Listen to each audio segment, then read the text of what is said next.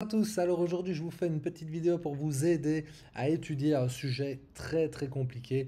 Il s'agit des nerfs crâniens et donc bien sûr qui dit nerfs crâniens dit aussi système nerveux autonome, dit anatomie crânienne, dit repères vasculaires, dit os crânien, dit muscles. Donc on va être sur quelque chose d'assez complexe. Je vous propose d'utiliser cette vidéo pour concrétiser votre étude, c'est-à-dire que ne venez pas sans aucune connaissance, croire que je vais pédagogiquement vous construire une trame qui va vous permettre de partir de zéro et d'arriver à 100% de connaissances dans le sujet. C'est pas du tout ça. Moi, je vous propose plutôt d'étudier d'abord par vous-même, de prendre un maximum de connaissances sur le domaine, et puis vous venez donc, on va dire, concrétiser votre étude avec ce diapo. C'est-à-dire que vous pourrez venir l'utiliser comme un test, mais également comme un surplus peut-être pour rajouter certains détails pour vous préparer pour les examens. Moi, j'ai créé ce support quand j'étais toujours dans mes études d'ostéopathie et je l'ai créé parce que je savais que les examens étaient des examens oraux et donc je voulais arriver en étant préparé comme si j'étais professeur, comme si j'allais donner un cours à mes profs. Et je pense que c'est ça qui peut faire la différence, c'est que vous arriviez avec une telle assurance en ayant déjà anticipé des potentielles questions, et là, vous ferez un malheur. Donc, je ne vais pas traîner, et je démarre avec ce diapo. Alors, comme vous le savez, les nerfs crâniens donc, prennent leur naissance dans ce qu'on appelle le plancher du quatrième ventricule. Alors, ce plancher du quatrième ventricule, il est délimité par des structures anatomiques. La partie antérieure du quatrième ventricule est formée par la face postérieure du pont. Je vais d'abord tout vous citer, puis je vous ferai un petit schéma pour mieux comprendre la perspective. Les parties latérales du quatrième ventricule sont formées par ce qu'on appelle les pédoncules cérébelleux. Les pédoncules cérébelleux, on verra, ce sont des espèces de bandelettes qui quittent le pont, donc qui est une des zones du tronc cérébral, pour aller rejoindre le cervelet. Et donc on en a un supérieur, enfin deux supérieurs de chaque côté, deux moyens et deux inférieurs.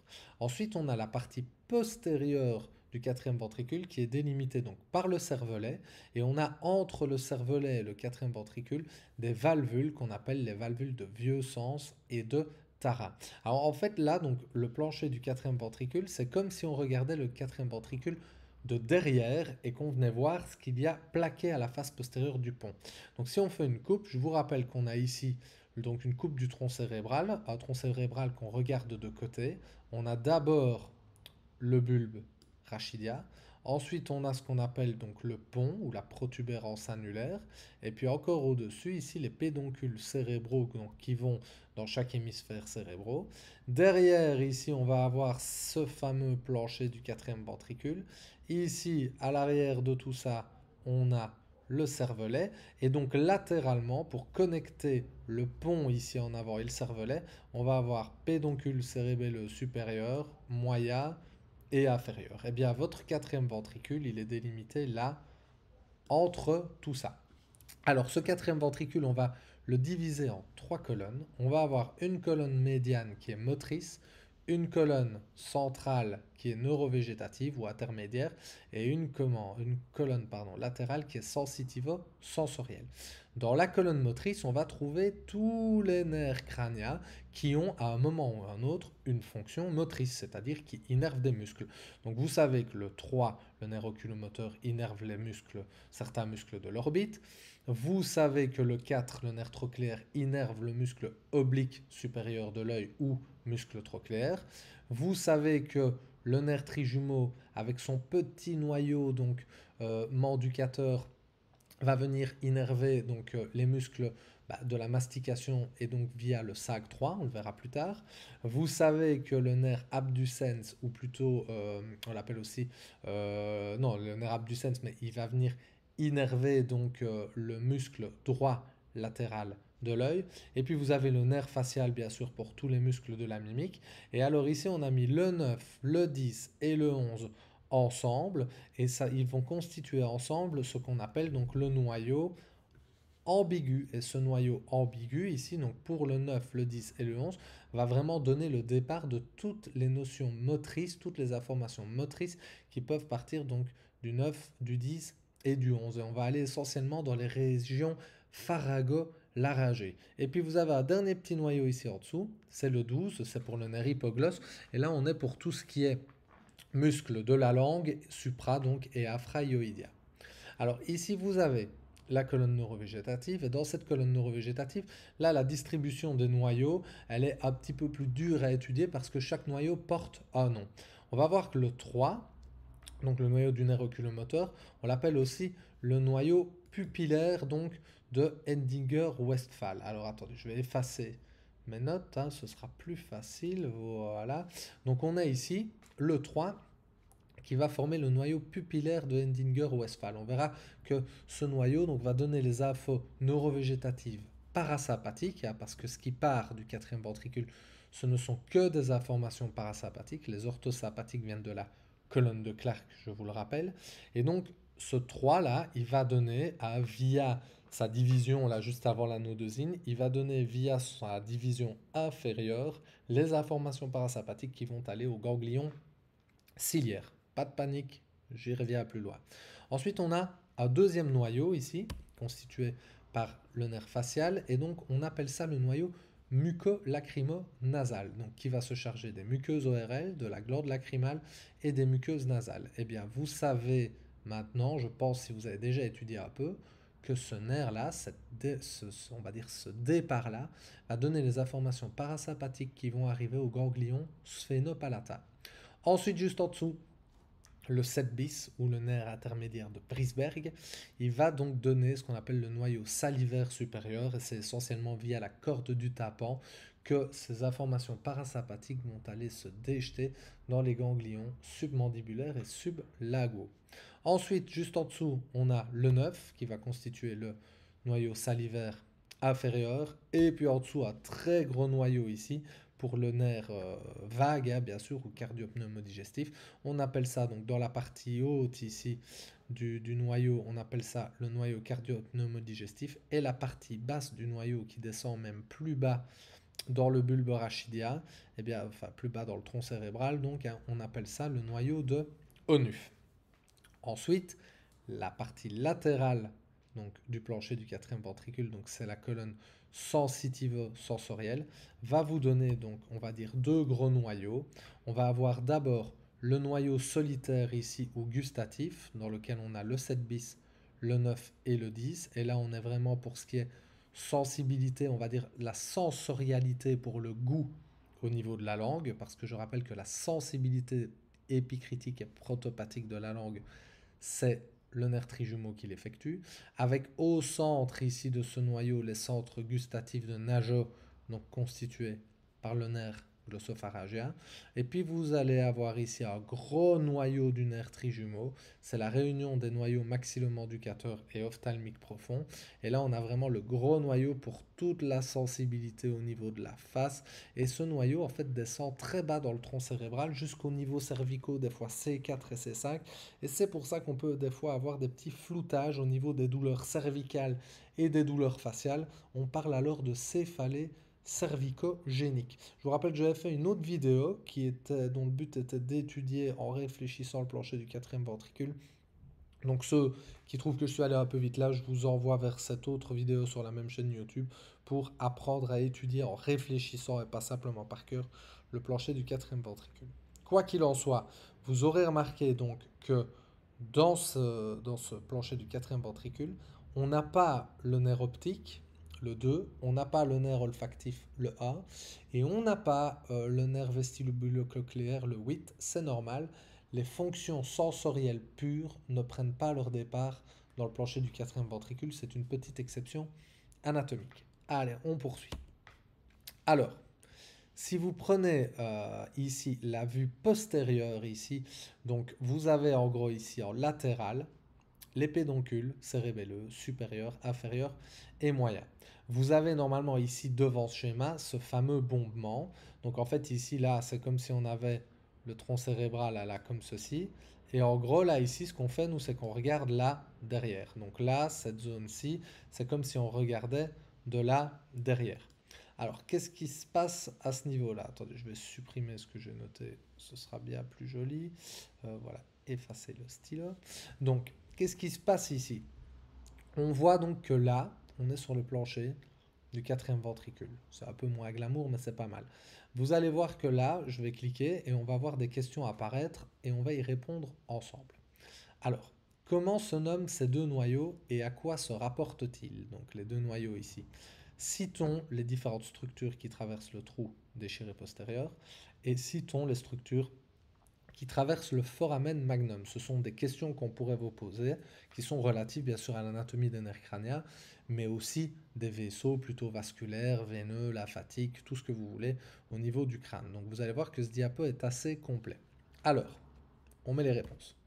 Donc les deux noyaux que vous voyez ici, on les appelle les noyaux graciles de Goll et les noyaux cunéiformes de Burdak. Ils sont juste donc sous le quatrième ventricule, et leur rôle, en fait, on va dire ce qu'ils contiennent, ce sont donc en gros les fibres qui servent à la sensibilité tactile épicritique. Et en gros, donc, ce sont ces zones de croisement et de regroupement de fibres qui servent donc à cette tractus, donc qui servent à la sensibilité épicritique, c'est-à-dire la sensibilité très superficielle. Pour ce qui est des structures qui traversent le trou déchiré postérieur ou le foramen jugulaire ou foramen jugulaire postérieur, j'ai déjà entendu, on a différents nerfs crâniens, le 9, le 10 et le 11. Donc d'avant en arrière, le 9, le 10 et le 11. Ça, c'est la première chose. Ensuite, on doit rajouter d'autres structures qui ne se trouvent pas ici sur le schéma. On a les artères ménagées postérieures. Les artères ménagées postérieures, elles portent ce nom une fois qu'elles pénètrent dans le crâne et elles viennent donc des artères laryngées ascendantes. Et autour de ces artères, on a un plexus orthosympathique donc qui va délivrer les informations orthosympathiques en intracrânien. Puis on a des structures veineuses qui traversent également. Alors vous avez donc la veine jugulaire interne, grosse partie donc veineuse qui sort du crâne. Cette veine jugulaire interne est vraiment située à la partie postérieure du foramen magnum et en fait elle est formée par le sinus sigmoïde. Donc le sinus sigmoïde en intracrânien va traverser le foramen jugulaire et devenir donc cette veine jugulaire interne.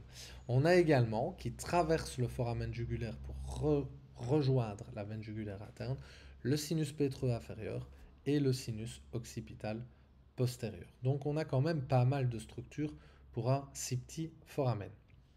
Pour ce qui est maintenant des structures qui traversent le foramen magnum, je vous rappelle qu'on a le bulbe rachidien, on a les artères vertébrales ainsi que des plexus orthosympathiques enroulés autour de ces dernières et ces artères vertébrales vont se rejoindre au niveau de l'apophyse basilaire de l'occiput pour former le tronc basilaire. On a les artères spinales antérieures et parfois postérieures juste avant qu'elles viennent s'anastomoser avec les dernières artères citées. On a le nerf spinal accessoire, mais la branche spinale. Et donc vous voyez ici sur le schéma en orange, on a ici, on a même parfois CA, on a même donc parfois ici une branche comme ceci. Donc de CA jusque C4, C5, on a les racines en fait de la branche spinale du nerf spinal accessoire. Vous verrez donc que ce nerf, le 11, il est constitué de deux branches, une racine plutôt bulbaire et des racines cervicales. Et donc vous verrez que en fait il va se constituer en exocrânia, traverser le foramen magnum et puis revenir dans la partie médio-postérieure du foramen magnum. Alors tout autour du foramen magnum ici aussi, on a une espèce de ligament qui fait des espèces de scrabouja comme ça. En fait, c'est la grosse attache durmérienne autour du foramen magnum et on appelle ça le ligament dentelé.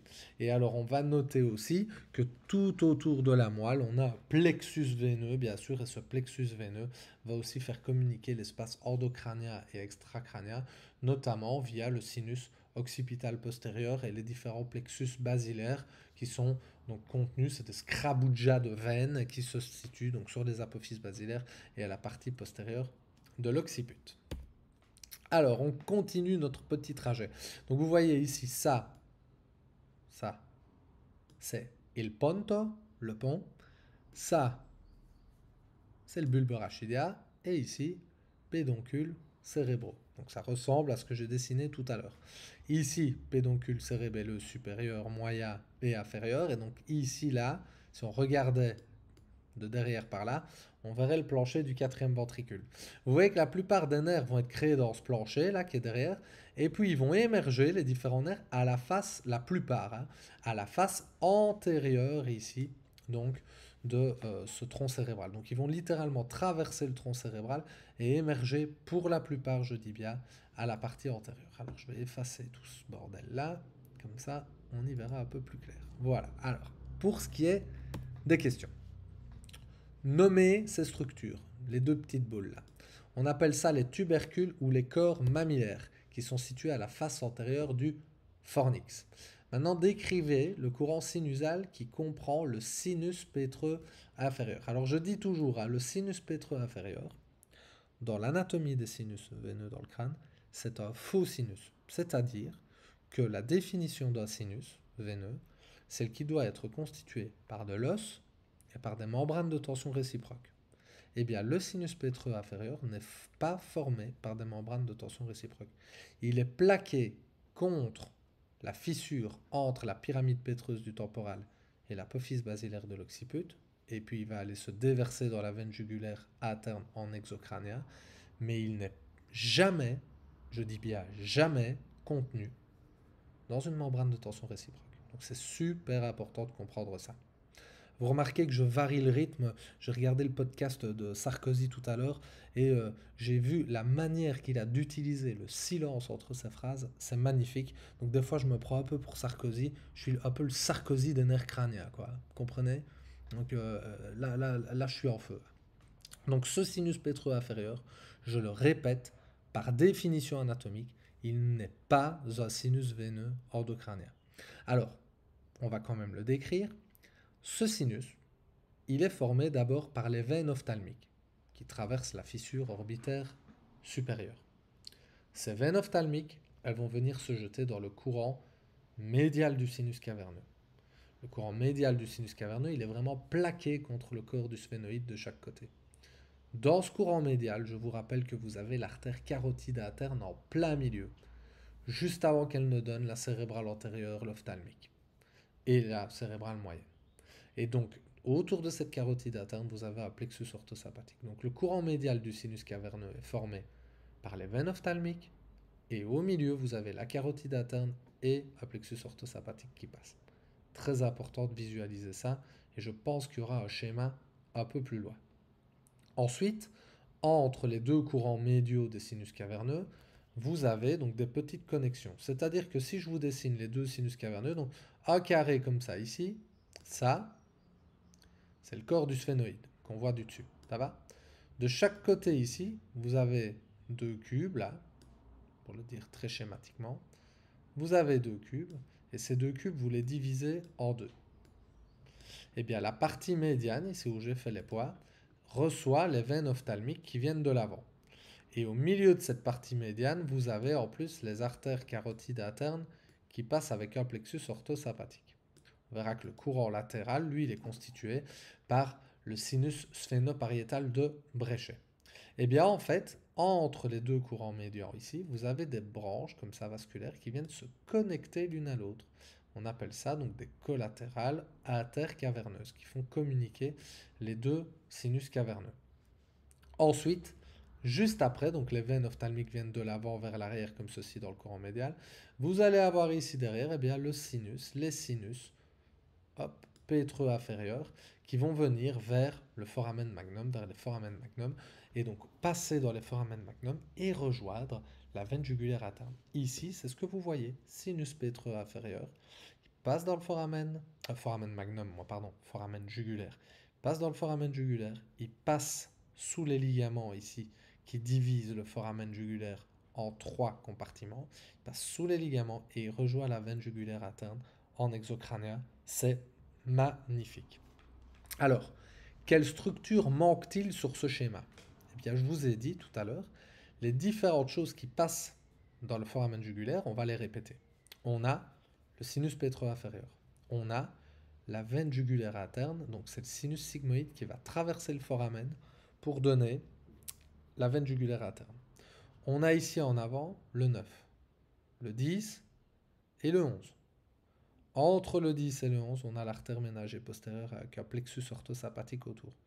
il ne manque qu'une structure vasculaire, ce sont les sinus occipitaux postérieurs qui viennent se jeter directement en exocrânien dans la veine jugulaire interne. Donc, ce qui manque sur ce schéma, c'est le sinus occipital postérieur. Est-ce qu'on est sur un trou déchiré postérieur droit ou gauche? Quand vous savez que le sinus pétreux inférieur rejoint la veine jugulaire interne en exocrânien et en passant sous les ligaments qui divisent le foramen jugulaire en 3 compartiments, si vous regardez ce schéma, vous savez que vous êtes sur un foramen jugulaire droit, parce que la pointe du foramen jugulaire est plus médiale que la partie arrière et arrondie du foramen jugulaire. Et que sur ce schéma, vous voyez, le sinus pétreux inférieur est sous les ligaments.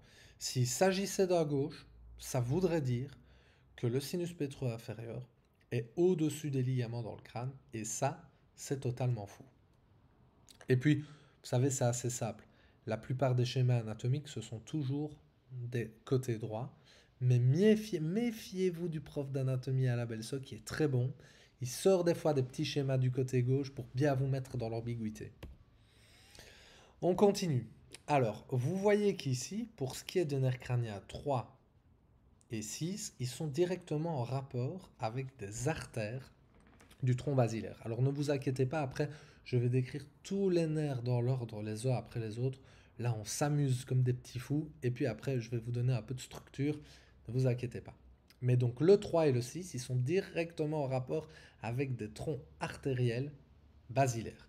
Alors le 3 en fait, vous le voyez ici, le 3 là, le oculomoteur, en fait il va quitter le tronc cérébral pour aller vers l'avant, vers l'orbite, en passant entre l'artère cérébrale postérieure qui est ici, avec les artères communicantes postérieures ici qui rejoignent les carotides internes, donc entre les artères cérébrales postérieures et les artères cérébelleuses supérieures. Imaginons un anévrisme ou que sais-je au niveau de ces artères et vous aurez une compression du 3 avec tout le syndrome qui peut en découler. Ensuite, si vous regardez sur ce schéma-ci maintenant, donc là ici, on voit qu'on a le 3 qui est en fait prédivisé en 3 sup et 3 inférieur à cet endroit-ci. Et là ici, vous avez le 6, l'abducens. Et le 6, l'abducens, il va passer entre l'artère labyrinthique et la cérébelleuse inférieure. Donc il faudrait rajouter ici, comme ça, là, les cérébelleuses inférieures. Et donc là aussi, un petit anévrisme artériel pourrait ennuyer le 6 et créer par exemple une paralysie du droit latéral de l'œil. Donc ça créerait un strabisme convergent. Alors, quelle structure des membranes de tension réciproque est représentée en vert et quelle structure veineuse et neurale la traverse ou supporte-t-elle? Alors, j'ai pas lu le diapo en détail avant, donc je découvre un peu les questions comme vous. C'est assez chouette d'y répondre avant que je mette la réponse, du coup, comme ça je pourrais peut-être me tromper en direct et vous verrez que même si je suis fan d'anat, il m'arrive d'oublier beaucoup de choses. Alors, vous avez ici donc la membrane de tension réciproque en vert, bien sûr, c'est la faute du cerveau. Non, je rigole. C'est la tente du cervelet. Ok, la tente du cervelet est horizontale dans le crâne. La faute du cerveau est purement sagittale et la faute du cervelet purement sagittale également. Alors, donc, la question c'est quelles sont les structures veineuses neurales qui traversent et qu'elles supportent. Alors, vous savez que si vous prenez ici cette tente du cervelet, on a ici la grande circonférence, ça va? Et ici la petite circonférence. Dans la petite circonférence, on n'a pas de sinus veineux. Par contre, dans la jonction ici entre la partie droite et gauche, on a le sinus droit. Je vous rappelle qu'il est formé par les veines longitudinales inférieures, le sinus longitudinal inférieur et les veines profondes du cerveau et de Gallia. Ça va? C'est aussi également là qu'on a le fameux fulcrum de Sutherland. Ça va? Alors ici, dans les parties donc, qui viennent toucher en fait la crête pétreuse, donc sur le temporal, on a le sinus pétreux supérieur. Et vous avez également à la partie arrière de la tente du cervelet les sinus transverses ou les sinus plutôt latéraux, droit et gauche. Et vraiment au bout de l'insertion arrière sur l'occiput de la tente du cervelet, vous avez le confluent donc des sinus qui est formé par la réunion entre sinus longitudinal supérieur, sinus droit et les deux sinus latéraux. Donc On a vraiment pas mal de structures vasculaires qui sont contenues dans la tente du cervelet. Et je rajouterais même que ici en avant, quand on a donc les insertions sur les apophyses clinoïdes, parce qu'ici ça a été coupé, mais normalement donc on vient vraiment jusque là, hein, ça va, on vient vraiment jusqu'aux apophyses clinoïdes du sphénoïde, eh bien on a la tente de l'hypophyse qui est formée. Et dans la tente de l'hypophyse, on a quoi? Ben, on a les fameux rameaux communicants intercaverneux. Donc on pourrait rajouter les sinus caverneux et leur collatéral qui lie les deux courants médiaux à l'intérieur de la tente du cervelet. Donc dans la tente du cervelet, on a le sinus pétro-supérieur, le sinus transverse, le sinus droit, le sinus intercaverneux. Et alors les nerfs crâniens en rapport avec la tente du cervelet, ce sont tous les nerfs crâniens donc, qui vont rentrer dans la fissure orbitaire supérieure, c'est-à-dire le 3, le 4, le 5 et le 6. Et on pourrait même rajouter le facial et le vestibulo-cochléaire juste avant qu'ils rentrent dans le méa acoustique interne. On a une petite touchette de la tente du cervelet, donc pourquoi pas rajouter ces deux-là. Alors si on continue, hop là, donc avec quelle partie osseuse le pont ici s'articule-t-elle? Enfin, où est-il en rapport? Alors, où se trouve la glande pinéale sur ce schéma, qu'on appelle aussi l'épiphyse? Où se trouverait le foramen magnum sur ce schéma? Et décrivez le circuit qu'emprunte le liquide céphalorachidien. Alors, la partie osseuse en rapport avec le pont, c'est le dorsum sellae du sphénoïde. Ça va? Donc c'est le dorsum sellae du sphénoïde. Le pont repose contre lui. Et donc juste en arrière de ce dorsum sellae, on a l'apophyse basilaire de l'occiput. Où se trouve la glande pinéale? Elle est exactement ici, la glande pinéale. Où se trouverait le foramen magnum sur ce schéma? Purement là. Là, le foramen magnum, ça va? C'est le tronc cérébral qui traverse le foramen magnum, et d'ailleurs vous aurez l'occiput après ici, avec le cervelet bien sûr qui touche l'occiput. Alors, décrivons le circuit emprunté par le LCR. Le LCR est créé en endocrânien et en extracrânien au niveau des cellules épandymères de la moelle. Alors, en intracrânien, il est créé dans les plexus choroïdes, essentiellement au niveau des ventricules latéraux. Ces ventricules latéraux vont déverser ce qu'ils créent dans le troisième ventricule. Le troisième ventricule, il est situé entre les deux thalamus, et ce canal entre les ventricules latéraux et le troisième ventricule s'appelle le trou de Monro. Ensuite, ce troisième ventricule va se déverser dans le quatrième ventricule par ce qu'on appelle l'aqueduc de Sylvius. Et puis de cet aqueduc de Sylvius, donc, qui va arriver, donc déboucher sur le quatrième ventricule, vous allez avoir des foramen qui vont libérer le liquide céphalorachidien dans les espaces subarachnoïdia et vers le canal de l'épendyme. On appelle ces foramen les trous de Majadi, enfin le trou de Majadi et les deux trous de Louchka. Alors, ce schéma-là ici, c'est la base du crâne. On doit décrire les fosses crâniennes. Vous savez qu'on a une partie antérieure qui, grosso modo, est délimitée ici, par la petite aile du sphénoïde, les apophyses clinoïdes. Voilà, antérieure, et l'autre petite aile du sphénoïde. Donc tout ce qui est en avant ici, c'est la fosse crânienne antérieure. Puis ici, on va avoir une autre partie moyenne qui va être délimitée par ce qu'on appelle ici les crêtes pétreuses. Crêtes pétreuses, donc sur l'os temporal. Et donc tout ce qui est là entre petite aile du sphénoïde et crête pétreuse, c'est la partie moyenne. Et puis derrière ces crêtes pétreuses, on a toute la partie postérieure. Je vous rappelle que vu de côté, je l'ai expliqué dans ma vidéo sur les foramen de la base du crâne, mais la partie antérieure est ici, puis on a une marche d'escalier, on a la partie moyenne, une marche d'escalier, la partie postérieure. Donc vraiment les fosses crâniennes, c'est une espèce d'escalier comme ça. Oula, je le fais bizarre mon crâne, voilà, je le fais rond comme ça. C'est un escalier où la partie antérieure est plus haute que la moyenne, plus haute que la postérieure. Dans celle-ci, on a le cerveau. Dans celle-là aussi, on a le cerveau, plutôt les lobes temporaux, plutôt les lobes frontaux ici. Et là derrière, on a le cervelet. Et donc, entre les deux ici, on a la fameuse tente du cervelet. C'est magnifique, hein? Compliqué, compliqué, beaucoup d'infos, mais magnifique. On poursuit. Alors, on va commencer à décrire chaque nerf A par A. On commence par le nerf olfactif, le A. Je vous ai fait une superbe ligne, vous allez voir, j'ai mis des petits schémas pour décrire les différents nerfs. Alors, le nerf olfactif, déjà, il débute par deux racines. Une racine qui vient du lobe frontal et une racine qui vient du lobe temporal. Ensuite, donc vous avez vu que j'ai dessiné du bleu là, à cet endroit-là, ça veut dire quoi?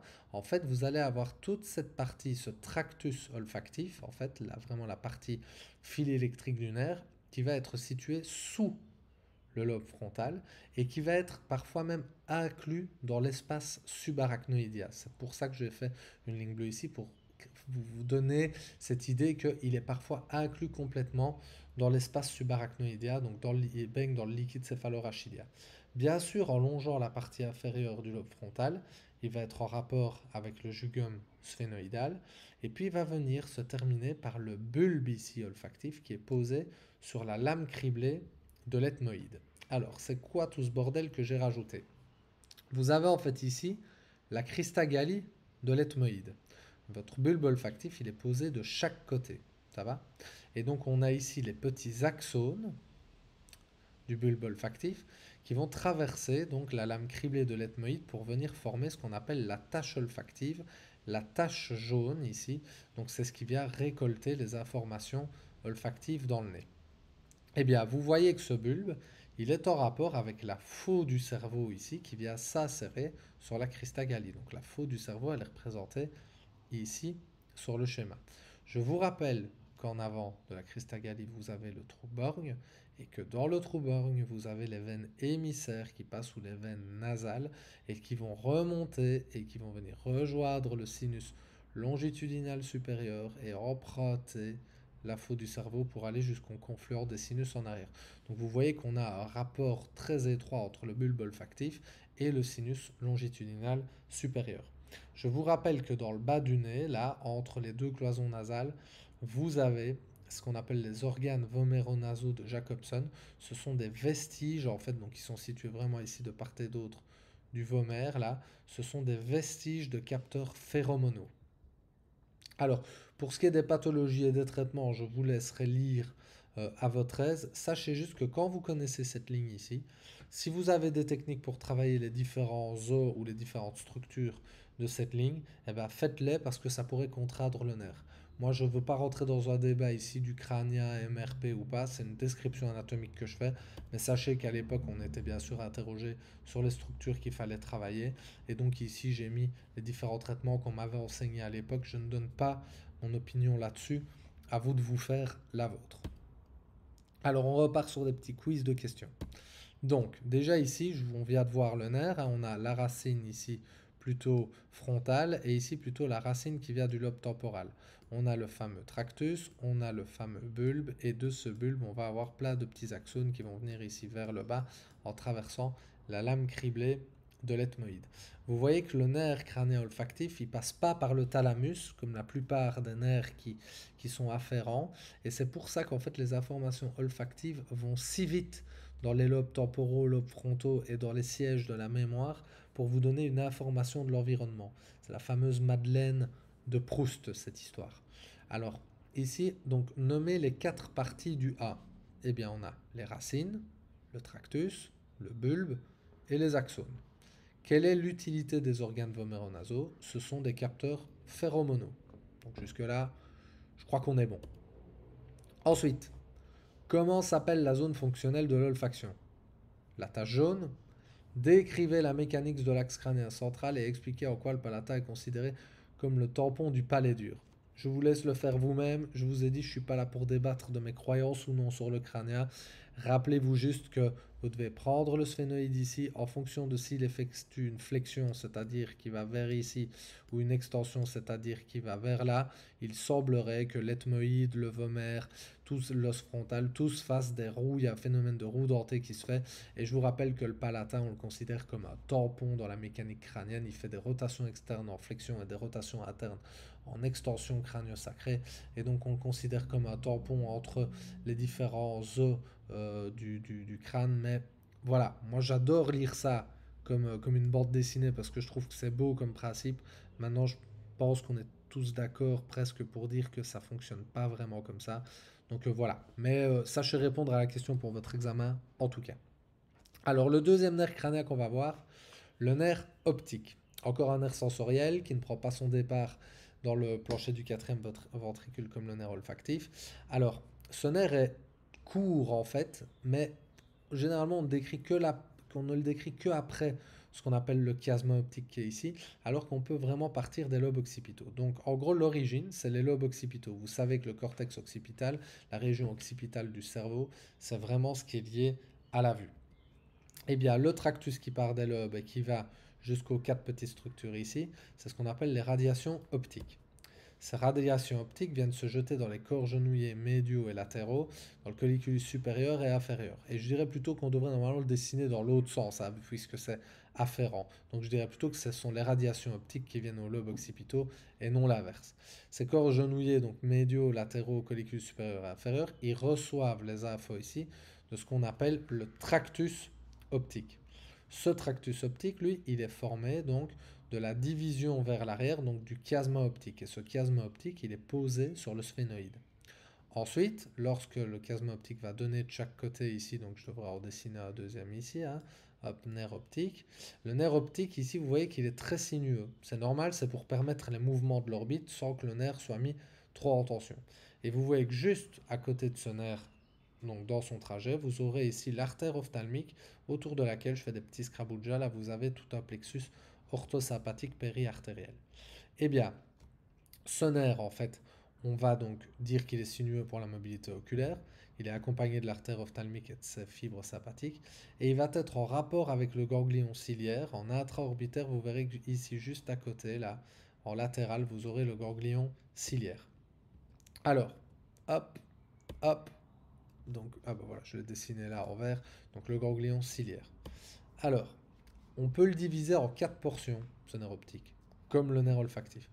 On va avoir une portion intracrânienne, chiasmatique. Ensuite, quand le chiasma va se diviser, on va avoir une portion intracanalaire qui sera située dans le canal optique, donc du sphénoïde. Et puis on va avoir une portion intraorbitaire, c'est-à-dire que quand il va quitter le canal optique et qu'il va passer ici proche de la nodosine, il va être dans l'orbite osseuse, et puis il va pénétrer dans l'œil, et on va appeler ça la portion intraoculaire. Je vous rappelle qu'il pénètre dans l'œil en postérieur, en inférieur et en médial. Alors, ce fameux ganglion ciliaire là, il va recevoir des fibres parasympathiques du tronc inférieur, qui vient donc du noyau pupillaire de Hendinger-Westphal, on l'a vu avant, et il va recevoir les informations orthosympathiques de l'artère ophtalmique. Je vous rappelle qu'il est suspendu par le nerf nasociliaire du sac A, hein, mais je vous le réexpliquerai plus loin, et il va donner les nerfs ciliaires courts pour se charger vraiment de la fonction neurovégétative au niveau de l'iris, de la pupille.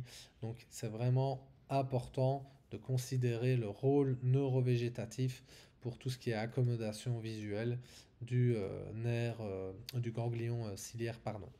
Ganglion ciliaire qui est ici sur le schéma, juste en latéral du nerf optique dans sa portion intraorbitaire.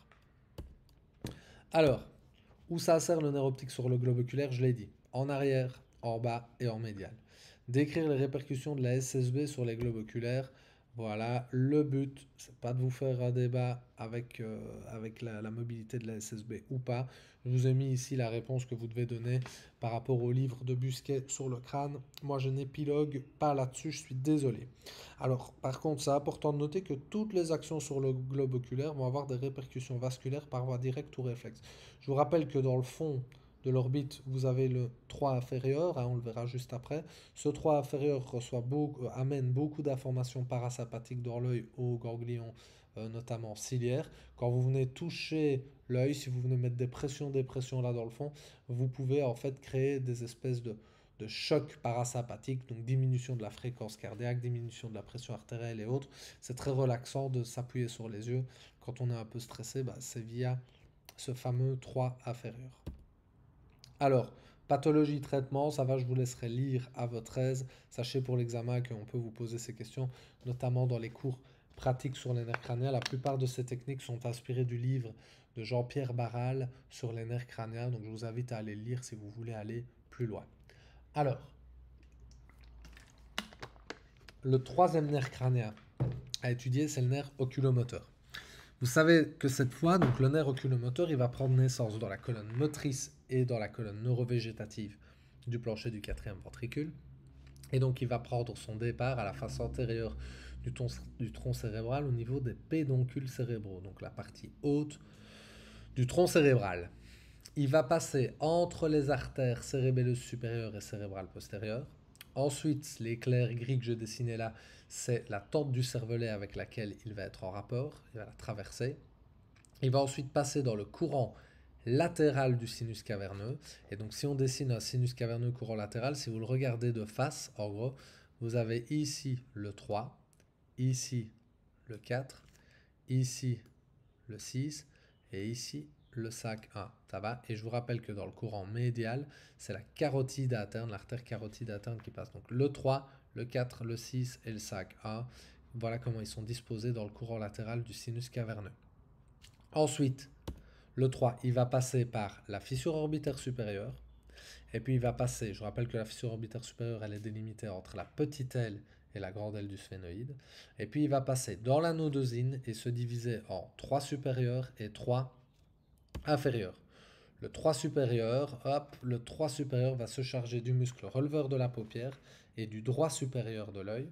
Le 3 inférieur va se charger du droit inférieur, de l'oblique inférieur, du droit interne et donner tout ce qui est parasympathique pour le ganglion ciliaire.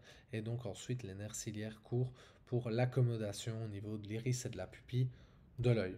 Donc il est déjà un peu plus complexe que les deux premiers, celui-là.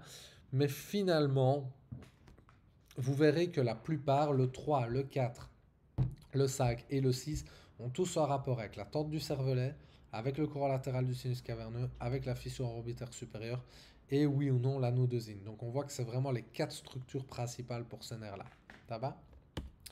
Hop là, alors bien sûr, donc je vous avais dit, l'orthosympathique donc pour le ganglion ciliaire vient de l'artère carotide interne via l'artère ophtalmique qui pénètre dans l'orbite par le canal optique accompagné du nerf optique. Donc on a toujours l'orthosympathique périartériel qui vient se mettre dans les ganglions pour avoir un mélange d'infos para et ortho.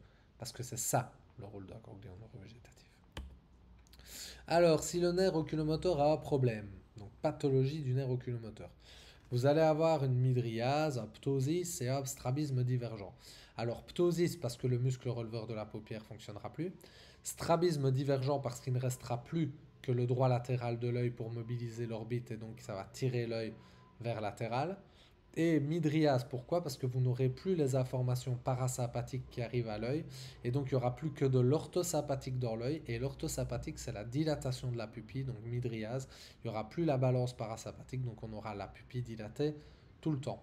Alors vous aurez de la diplopie, et vous aurez des torticolis parce que la tête va fuir les actions de l'antagoniste au muscle faible en cas de diplopie. C'est-à-dire qu'avec votre nuque et votre OAA, vous allez devoir compenser le déficit de mobilité oculaire et à la longue, vous allez vous retrouver avec des problèmes. Là, c'est vraiment le cours de posturologie de Frédéric Oudard que vous devez aller consulter si vous voulez aller voir tout ça plus en détail. Alors, les structures à normaliser, je vous ai dit, ce n'est pas le but du cours, mais vous prenez toutes les structures anatomiques qui sont en lien avec le nerf oculomoteur et si vous avez une technique, utilisez-la pour essayer de contraindre le nerf et changer son fonctionnement. Alors, les questions. Décrivons l'arrivée des fibres orthosympathiques dans le crâne. C'est simple.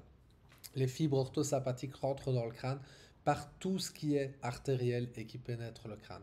Donc aussi bien la carotide interne que les artères ménagères antérieures, moyennes et postérieures, que les artères qui vont rentrer par le foramen magnum avec les artères vertébrales, le tronc basilaire et les spinales.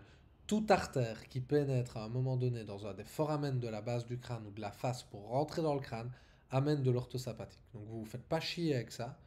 Le orthosympathique, ça rentre dans le crâne par les artères.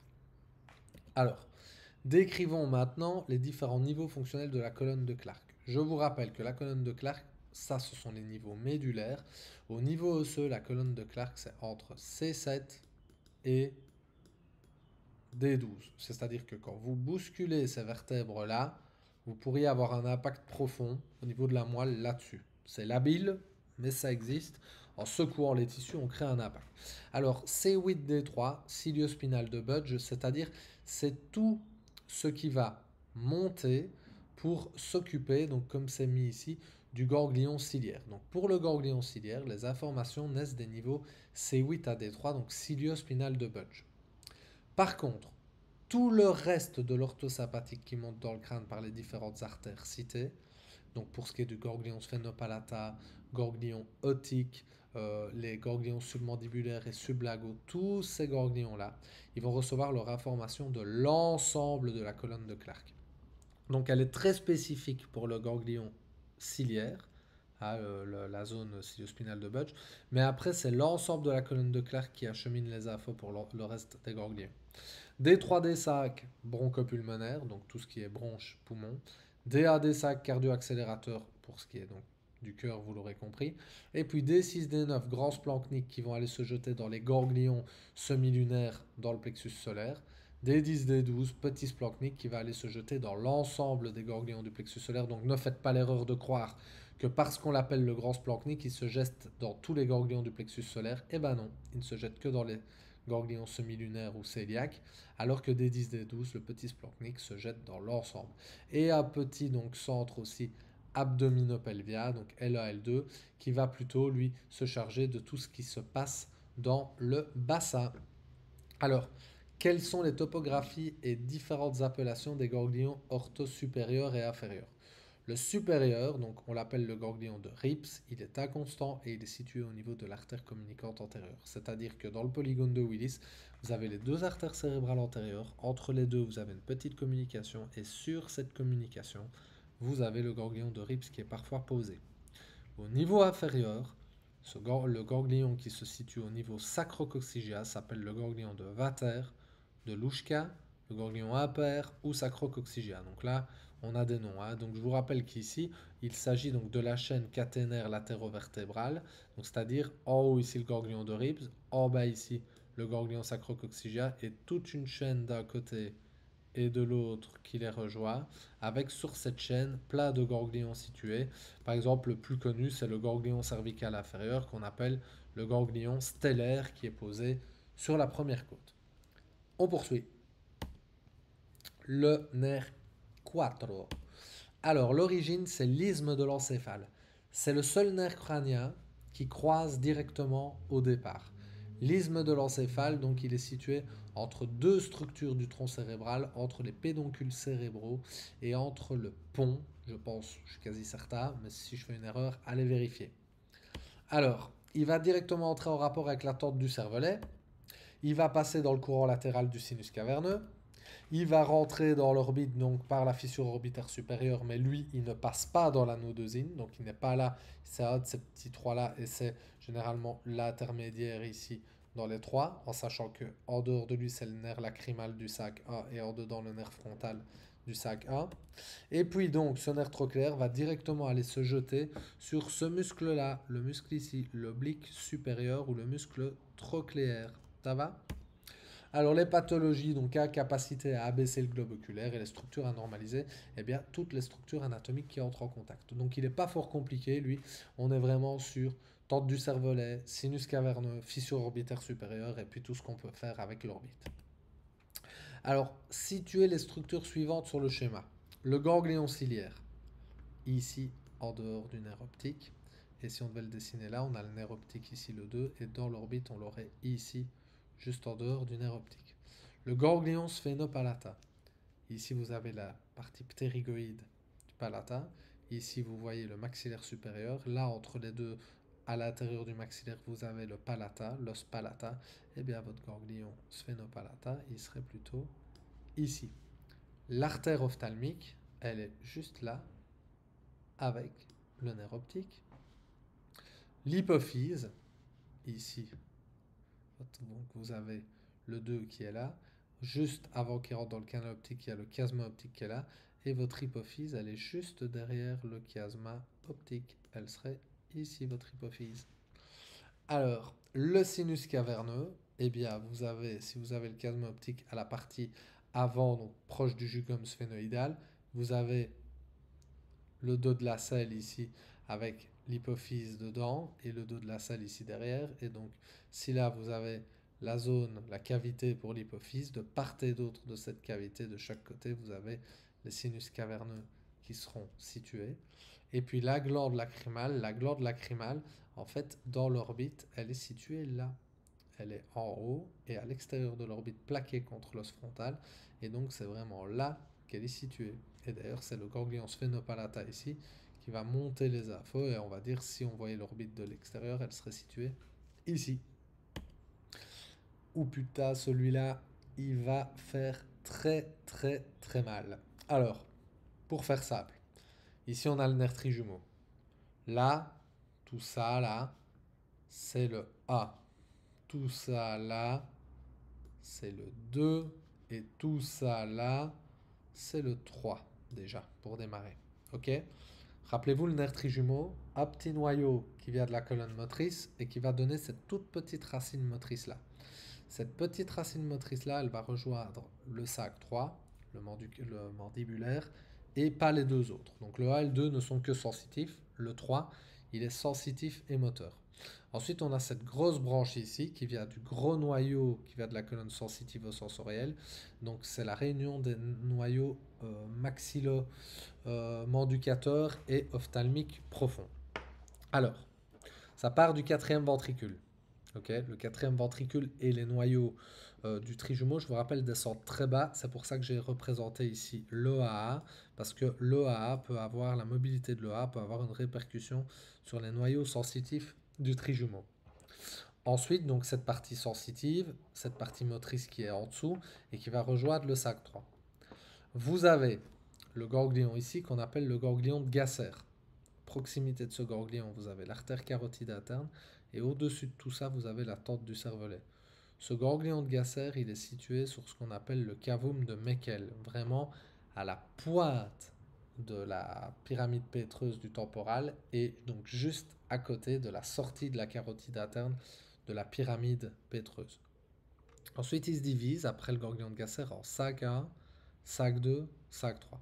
On va commencer par le sac A. Alors, le sac A, hop, donc, le sac A, sac 2, sac 3, c'est représenté là. Attendez, je vais enlever mes annotations, ce sera encore plus simple.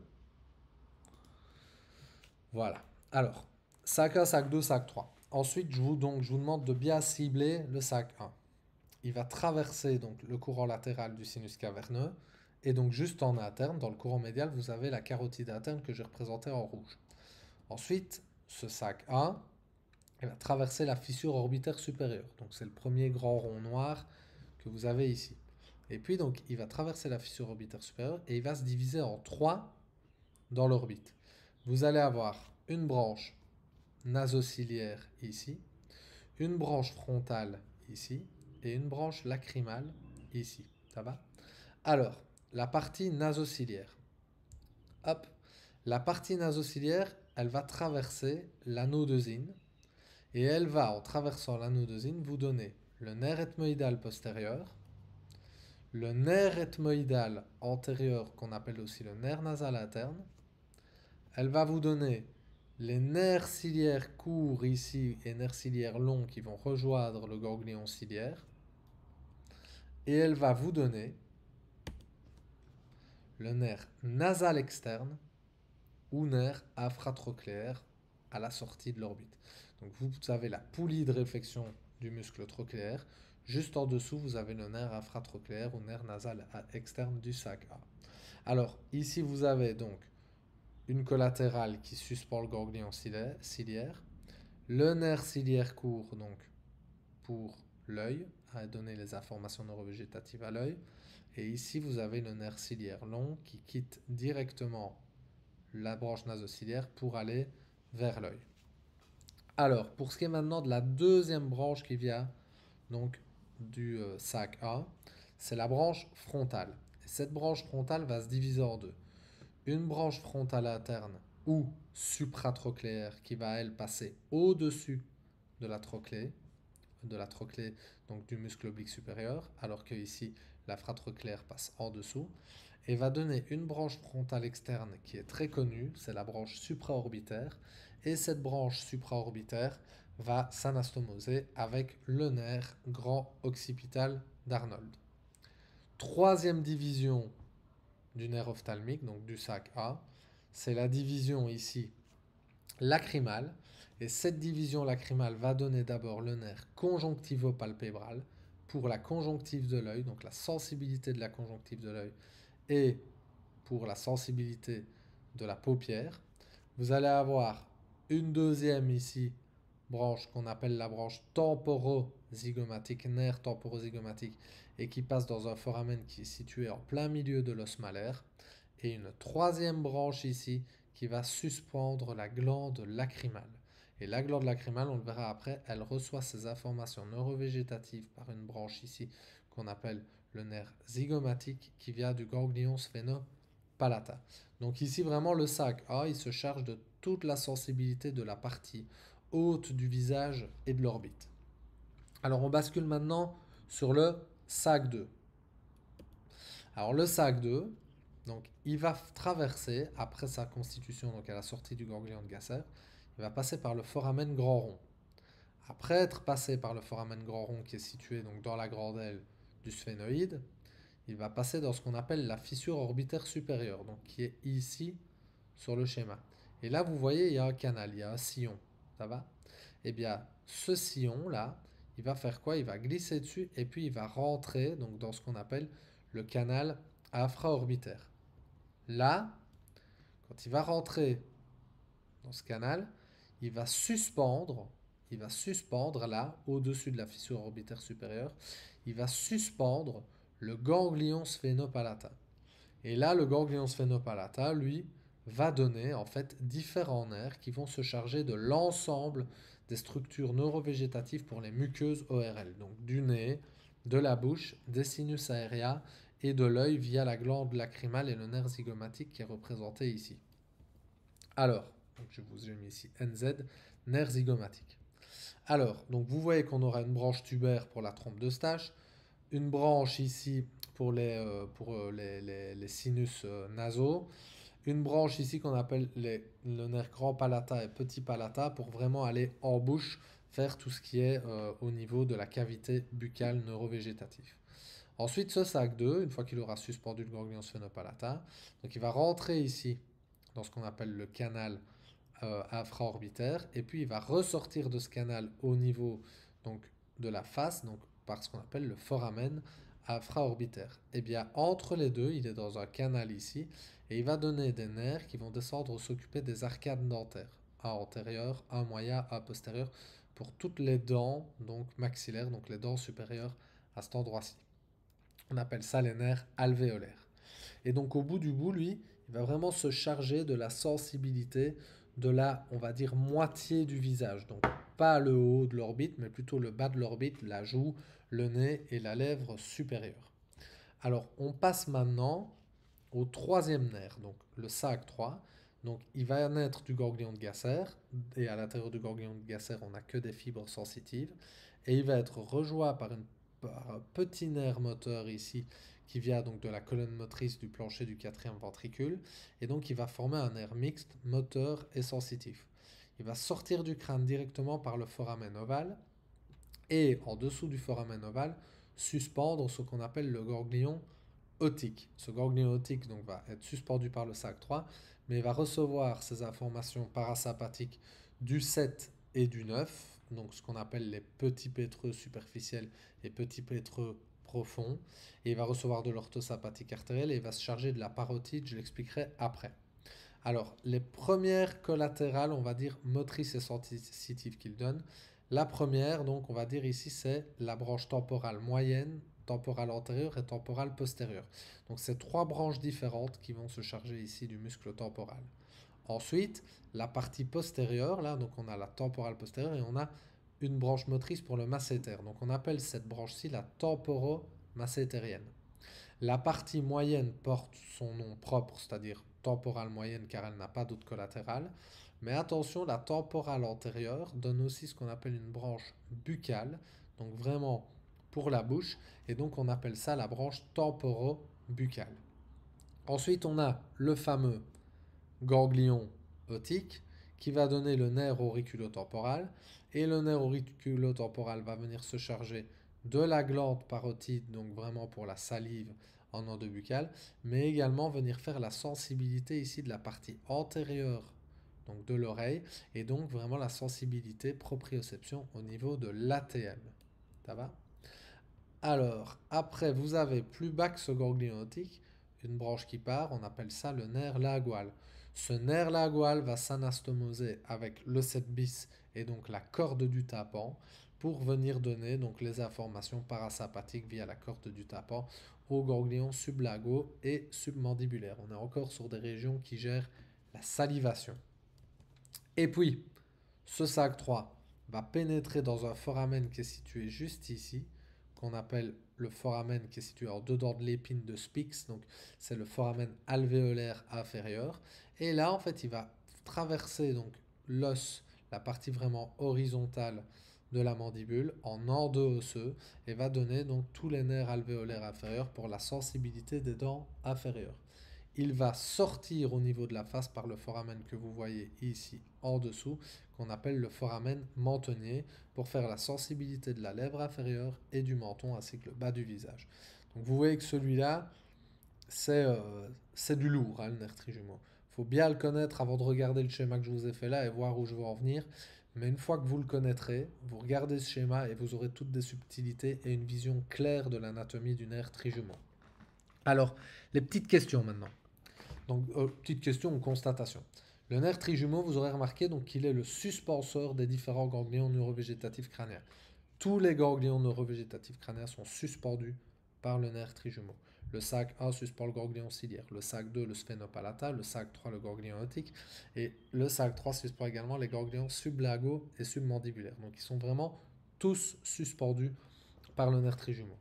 Alors maintenant, pour ce qui est de la topographie des nerfs supraorbitaires, infraorbitaires et mentonniers, ils sont tous situés à 3 cm de la ligne médiane, sur la même ligne verticale. C'est juste que le supraorbitaire est vraiment situé sur l'arcade orbitaire. L'infraorbitaire est situé plus ou moins à 7,8 mm ou 8 mm sous l'orbite, hein, donc vous voyez c'est très précis, et le mentonnier sur la même ligne, vraiment dans le renfoncement, juste au-dessus du menton, à 3 cm de la ligne médiane. Alors vous voyez sur ce schéma-ci, hein, donc le ganglion de Gasser ici, sac 1, sac 2, foramen grand rond, sac 3, foramen ovale, et vous voyez ici aussi le rapport entre le sac 1 ophtalmique qui pénètre dans le courant latéral du sinus caverneux avec le 3, le 4 et le 6 ici en dessous. Donc vous voyez que c'est quand même intéressant de connaître le schéma d'avant parce qu'après, vous voyez ici par exemple la branche nasociliaire qui suspend le ganglion ciliaire et puis ici le nerf ethmoïdal postérieur, le nerf ethmoïdal antérieur ou nasal interne et puis ici le nerf infratrochléaire qui va passer sous la trochlée alors qu'ici vous avez le nerf frontal qui va vous donner le frontal interne ou supratrochléaire et le frontal externe ou supraorbitaire. Donc vous voyez qu'on est quand même sur une belle logique mais il faut être absolument capable d'annoter tous ces schémas. Alors, situons le ganglion otique sur ce schéma. Eh bien, vous avez le foramen ovale ici, avec le nerf mandibulaire qui descend. Le ganglion otique, normalement, il est situé ici.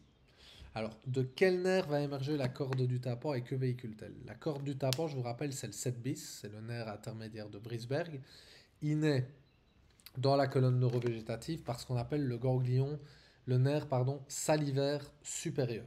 Et donc il va se charger des informations parasympathiques qui vont venir rejoindre ici ce fameux nerf lingual du sac 3. Donc corde du tympan rejoint le nerf lingual du sac 3. Donc c'est vraiment à cet endroit-ci. On a le nerf lingual et donc on va avoir vraiment la corde du tympan qui arrive là pour donner du parasympathique aux ganglions submandibulaires et sublinguaux.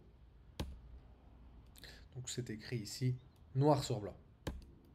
Donc les tensions du ligament ptérygomandibulaire vont influencer la mobilité de l'ATM et modifient les pivots de mouvement qui vont entraîner ici des subluxations antérieures physiologiques.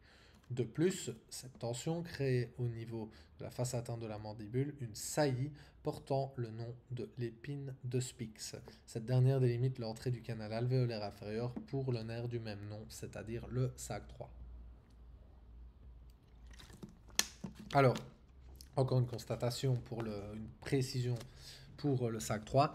Donc le nerf auriculotemporal vient du tronc du sac 3. Il contribue à l'innervation proprioceptive et tactile de l'ATM, ainsi que la région auriculaire antérieure. Les douleurs de type otite peuvent être le résultat d'une atteinte de cette branche nerveuse au travers du muscle ptérygoïdien latéral ou simplement d'une inflammation ATM, sachant que cette dernière est située juste en avant du conduit auditif externe.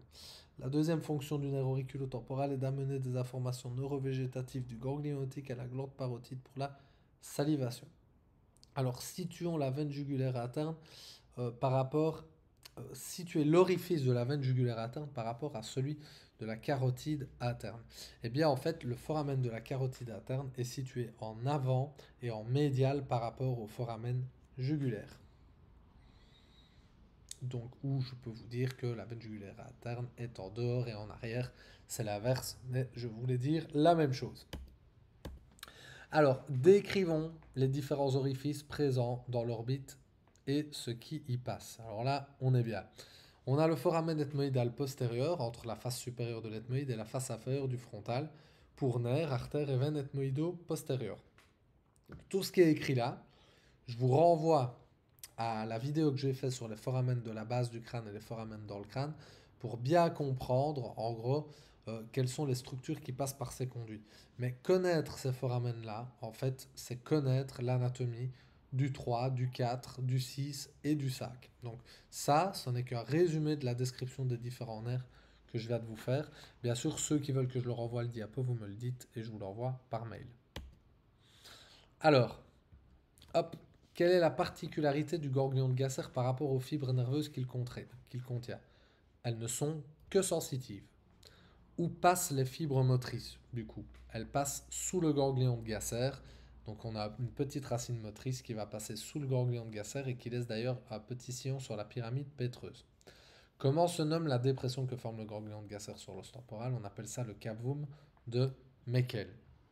Et vous voyez ici donc le ganglion sphénopalata. Il reçoit de l'ortho des artères maxillaires et carotides internes et il va recevoir le parasympathique du ganglion pétreux supérieur, du nerf grand pétreux supérieur qui vient lui du 7 et du grand pétreux profond qui vient du 9. Ensemble, ils vont former le nerf vidia qui va traverser le canal vidia à la racine des ptérygoïdes, va venir dans le ganglion sphénopalata qui est suspendu par le sac 2 et va se charger de toutes les muqueuses ORL et de la trompe d'Eustache. Alors, ce schéma-ci est intéressant. Vous voyez ici, en fait, on a ce triangle là, sensitif qui est formé par le sac 2 qui va venir donc du foramen incisif et foramen grand palata. C'est aussi par ce foramen grand palata ou palata postérieur que vous allez avoir les nerfs grand palata et petit palata neurovégétatifs qui viennent des ganglions sphénopalata. Alors, de quel nerf viennent les branches nasopalatines, grand palata et petit palata? Du sac 2 et du ganglion sphénopalata. Décrivons les structures osseuses formant le canal grand palata. La face latérale du palata et la face postéromédiale du maxillaire supérieur. Donc ce foramen-là est vraiment formé entre l'os palata et l'os maxillaire supérieur. En fait, le palata n'est pas situé juste derrière le maxillaire supérieur, mais je vous rappelle qu'il est situé en arrière et en dedans pour constituer ce foramen. Citez les muscles qui s'insèrent sur le palata. Alors là, on en a plein. Palatoglosse, palatopharyngia, élévateur et tenseur du voile du palais, ptérygoïdien médial et parfois même le latéral. Donc retenez bien ça pour l'examen. Ça peut être une petite question qui vous mettrait dans le pétrin. Donc pour ce qui est des pathologies et des structures anormalisées, je vous ai dit, il faut connaître les différentes structures en rapport. Moi, pour le traitement du nerf trijumeau, je passe beaucoup de temps sur le visage et sur les régions temporales et masséteriennes. C'est là qu'on sait vraiment aller chercher les petits bourgeons du trijumeau. Alors courage, on vient vraiment de terminer le plus dur des nerfs là. Alors le 6, facile, ça c'est cool. Je vous avais dit, il part donc de la colonne motrice du sac 4, de la colonne motrice du plancher du quatrième ventricule. Il émerge par ce qu'on appelle le sillon bulbopontique, donc entre le bulbe rachidien et le pont, on le verra après. Il passe entre artère labyrinthique et artère cérébelleuse. Il est en rapport avec la tente du cervelet. Il passe dans le courant latéral du sinus caverneux. Il passe dans la fissure orbitaire supérieure. Il passe dans l'anodosine, dans la partie latérale de l'anodosine, c'est vraiment lui ici. Et il va se charger du muscle droit latéral de l'œil. Je vous rappelle que dans l'anodosine ici, on a le 6, le nasociliaire, le 3 sup, le 3 inférieur et en plein milieu, un plexus ici en plein milieu, un plexus orthosympathique pour l'œil. Alors, les pathologies, strabisme convergent et perte de la BD de l'œil, et les structures anormalisées, structures anatomiques, comme je vous l'ai dit précédemment. Alors, le nerf facial maintenant, et intermédiaire de Brisberg, qu'on va décrire ensemble parce qu'ils ont un trajet commun. Ils vont donc prendre leur départ en pénétrant dans le méa. Enfin, d'abord, ils vont quitter le sillon bulbopontique, pardon, et ils vont rentrer dans le méa acoustique interne, accompagné de l'artère labyrinthique et accompagné du nerf vestibulo-cochléaire. Ensuite, il y a une portion horizontale qui va rejoindre ici ce qu'on appelle le corps genouillé. Ça va? Corps genouillé. Alors, c'est donc le genou du nerf facial, en gros. Et là, en fait, c'est le corps genouillé. Donc, on a les corps cellulaires ici, corps des neurones, des différents du nerf facial et du nerf intermédiaire de Brisberg. À cet endroit-ci, donc, il va donner deux collatérales. Alors, les deux collatérales, hop, on va avoir le nerf grand pétreux superficiel et le nerf petit pétreux superficiel. Alors, le nerf grand pétreux superficiel, il va sortir à la face antérieure de la pyramide pétreuse par l'hiatus de Fallope. Ensuite, il va traverser le trou déchiré antérieur juste à côté donc, de la carotide interne et il va venir au ganglion sphénopalata. Comment? Via le nerf vidia lorsqu'il va rejoindre le nerf grand pétreux profond du 9. Ce ganglion donc sphénopalata donc, est formé par par le nerf grand pétreux superficiel, le nerf grand pétreux profond du 9 et on a de l'orthosympathique carotidia qui vient dedans. Et donc je vous le rappelle, il est suspendu par le sac 2 et il va se charger de toutes les muqueuses ORL. Le petit pétreux superficiel, lui, il va émerger à la face antérieure de la pyramide pétreuse par le foramen ou l'hiatus accessoire. Il va ensuite passer dans le foramen ovale ou épineux, là on a des variations anatomiques, et il va venir se jeter dans le ganglion otique. Ganglion otique duquel qui va être rejoint par le petit pétreux profond. Donc le petit pétreux profond du 9 va aussi se jeter dans le ganglion otique. Et vous allez aussi avoir de l'orthosympathique de la carotide externe. Et je vous rappelle que ce ganglion otique, lui, il se charge de la glande parotide. Ensuite, donc, vous avez cette portion horizontale. Vous allez avoir une portion transversale. Et ici en haut, vous allez avoir un coude. Et là, on va passer donc sur ce qu'on appelle une portion verticale du nerf facial. Et donc ici, cette portion verticale va donner un rameau stapédia pour le muscle stapédia, la corde du tympan, donc c'est-à-dire le 7 bis qui va partir rejoindre le nerf lingual du sac 3 pour les ganglions submandibulaires et sublagaux. J'étais fort là. Franchement, de me rappeler de ça, je me choque moi-même. Et ces ganglions sublagaux et submandibulaires vont être rejoints par donc, de l'orthosympathique de la carotide externe. Vous allez avoir un rameau auriculaire interne qui va se charger de la sensibilité de la partie interne de l'oreille. Et puis cette branche verticale va devenir superficielle en traversant ici le foramen stylomastoidea accompagné de l'artère stylomastoïdienne et d'un plexus orthosympathique. Et ensuite, il va se diviser en trois, une branche auriculaire externe, une branche temporofaciale et une branche cervico-faciale pour se charger de la motricité pour tout ce qui est mimique faciale. Donc vous voyez qu'il est, il est chargé aussi, le nerf facial. Il est chargé aussi. Alors, une petite zone ici à rajouter. Donc lorsqu'il quitte le foramen stylomastoidea, on va avoir ce qu'on appelle une anse de Haller qui peut unir ce nerf facial au nerf glossopharyngien, c'est-à-dire au 9. Alors, on continue. Décrivons le trajet d'un globule rouge jusqu'à la partie antérieure du cerveau. Il va sortir du cœur au niveau de la 5e dorsale par ce qu'on appelle la valve aortique. Ce globule rouge va emprunter la crosse de l'aorte qui est située au niveau de la 4e dorsale. À droite, il va emprunter ce qu'on appelle le tronc brachiocéphalique, alors qu'à gauche, il va quitter la crosse de l'aorte pour aller directement dans la carotide commune. Le tronc brachiocéphalique, à droite, il va se diviser en subclavière et en carotide commune. Il va monter par la carotide commune, qui est plaquée à la face antérolatérale des vertèbres cervicales, et au niveau de la 4e cervicale, il va y avoir une division et il va emprunter la carotide interne. Il va monter jusqu'à la face inférieure du temporal et est à cet endroit-là, donc l'artère, on va dire carotide interne, est à cet endroit-là, dans une gaine commune avec la veine jugulaire interne et le 10. On verra le 10 est très proche de la carotide interne et de la jugulaire interne. Il va pénétrer dans l'os temporal au niveau du canal carotidien, qui est situé en avant et en dedans du foramen jugulaire, il va se couder vers l'avant et le dedans, et il va devenir endocrânien au niveau du foramen carotidia antérieur. Donc pour décrire le trajet du globule rouge, vous voyez que je dois juste vous décrire en fait le trajet de la carotide interne, et puis bien sûr la crosse de l'aorte et tout ce qu'il y a avant. Il va ensuite pénétrer dans le courant médial du sinus caverneux et il va se diriger vers l'artère cérébrale antérieure. Citons les terminales de la carotide interne. On a artère cérébrale antérieure, artère sylvienne ou cérébrale moyenne, artère ophtalmique et artère communicante postérieure. Donc on a 4 artères terminales données par l'artère carotide interne en endocrânien. Donc c'est le grand constituant du polygone de Willis. Citons les collatérales exocrâniennes de la carotide interne. Et bien là, il n'y en a aucune, zéro, aucune collatérale exocrânienne. C'est la carotide externe qui se charge de tout ce qui est exocrânien. C'est magnifique. Alors, le plancher lingual doit être normalisé dans toutes les atteintes manducatrices ainsi que pour les troubles neurovégétatifs et de la déglutition, que ce soit pour ses rapports anatomiques directs ou ses liens fonctionnels. Citez l'ensemble des muscles supra- et infrahyoïdiens. Voilà, si vous voulez. Maintenant, je sais que Guy n'est pas trop difficile avec ces noms-là, mais pour ceux qui veulent, ils sont ici. Et donc, on considère l'ostéoïde comme un niveau à bulles. Comment l'envisageons-nous dans un traitement ostéopathique? Voilà, ça c'est vraiment petite question bonus qu'on pourrait vous poser.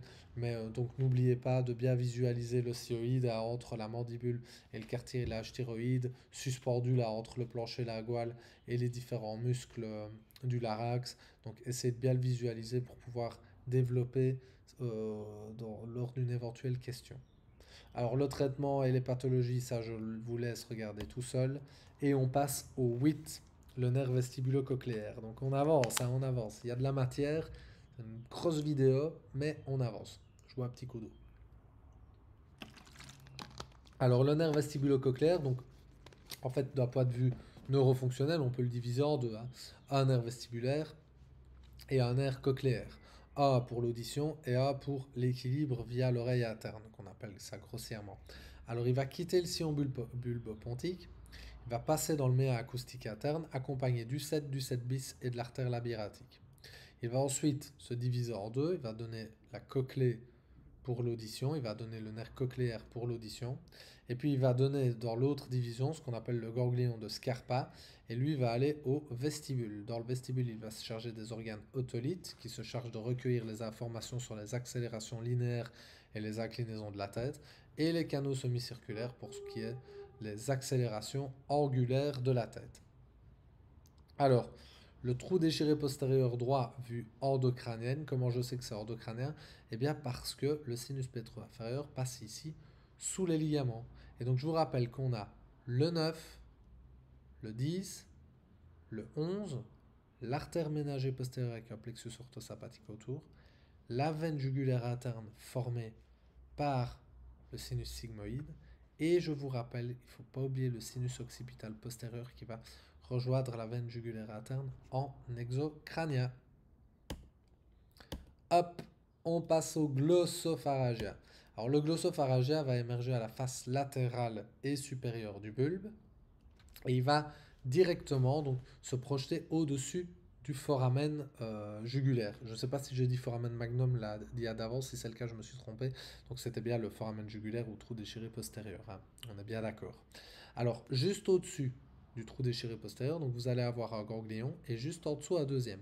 Le ganglion au-dessus, on appelle ça le ganglion de Ehrenritter. Ce ganglion reçoit donc les corps cellulaires des fibres afférentes pour la sensibilité protopathique et épicritique essentiellement de la région pharyngo-laryngée. On va avoir le nerf ensuite qui va traverser ici le trou déchiré postérieur et juste avant de traverser ce trou déchiré postérieur, donner un rameau ménager donc pour se charger vraiment de l'innervation des ménages de la fosse crânienne plutôt postérieure moyenne. Alors il traverse le trou déchiré postérieur et là on va avoir un deuxième ganglion en exocrânien qu'on appelle le ganglion d'Andersch. On va voir que ce ganglion d'Andersch il est connecté à un autre ganglion exocrânien qu'on appelle le ganglion plexiforme qui vient du nerf 10 et donc ce ganglion en fait il va vous donner, le ganglion d'Andersch il va vous donner plein de nerfs terminaux. Alors je vais tous les mettre et puis je vais vous les décrire un par un. Voilà. Alors, il va d'abord donner ce qu'on appelle le nerf grand pétreux profond. Ce nerf grand pétreux profond, je vous rappelle, il vient au ganglion sphénopalata et on a également le grand pétreux superficiel qui vient du 7 qui vient au ganglion sphénopalata. Ensuite, et donc je vous rappelle que ces deux nerfs grand pétreux profond et grand pétreux superficiel se rejoignent et forment le nerf vidéa qui va donc passer par le canal vidéa à la racine des ptérygoïdes pour aller dans le ganglion sphénopalata. Puis on a le nerf petit pétreux profond qui lui vient au ganglion aortique et également ganglion aortique rejoint par le petit pétreux superficiel du 7. Ces deux nerfs, grand et petit pétreux profond, forment le plexus tympanique de Jacobson. Ensuite, vous allez avoir de ce ganglion d'Andersch une anse ici de connexion, on appelle ça la anse de Haller, qui vient donc rejoindre le nerf facial, et une autre anse qui ne porte pas de nom particulier, qui vient le connecter au donc, ganglion plexiforme du 10. On va avoir également un nerf pharyngé, qui va venir se charger sensibilité motricité du pharynx. On va avoir une branche sensitive ici pour la partie arrière de la langue. Et on va avoir une branche ici plutôt sensitive neurovégétative, un chémorécepteur, plutôt on va dire, pour le glomus carotidien. Alors, décrivez le trajet du sinus sigmoïde. Donc le sinus sigmoïde, en gros, il est formé par la réunion du sinus pétreux superficiel et du sinus transverse. Et donc en fait, il va se courber vers l'avant sur l'os temporal et décrire une concavité postéro-interne.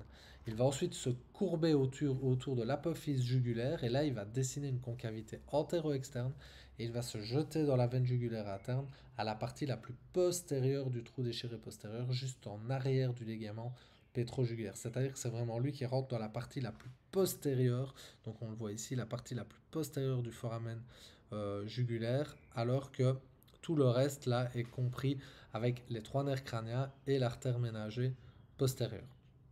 Donc en réalité, les nerfs grand pétreux profond et petit pétreux profond du 9 restent exocrâniens pour rejoindre les ganglions sphénopalata et aortiques respectivement. Petite info toujours intéressante à savoir. Alors, à la vue de cette coupe, pouvez-vous situer le foramen carotidien de l'os temporal par rapport à la veine jugulaire interne? Donc de nouveau, à la vue de cette coupe, on sait que le foramen carotidien qui est ici, il est en avant, mais il est en dedans de la veine jugulaire interne. Hop. Alors, décrivons la vascularisation artérielle et veineuse de la thyroïde. Alors, la thyroïde est vascularisée donc par les artères, une supérieure qui va être issue de la carotide externe et une inférieure qui va être issue du tronc thyrocervical. Au niveau des veines, on a trois veines qui vont toutes se jeter dans la veine jugulaire interne. C'est bien à savoir. À quelle hauteur vertébrale se trouve la glande thyroïde? C'est cette T1. Et décrivez la fonction hormonale de la glande. Donc l'hypothalamus crée de la TRH, l'adénohypophyse, donc la partie vasculaire de l'hypophyse, crée de la TSH. Les corticos surrénales vont également stimuler la thyroïde ainsi que la TSH pour donner T3, T4 qui vont augmenter les contractions musculaires et le métabolisme, et de la calcitonine qui va baisser le calcium sanguin pour l'amener aux os, au système nerveux et aux muscles. Une hyperthyroïdie donc va augmenter ce métabolisme et vous faire plutôt perdre du poids. Une hypothyroïdie va diminuer ce métabolisme et vous faire plutôt prendre du poids.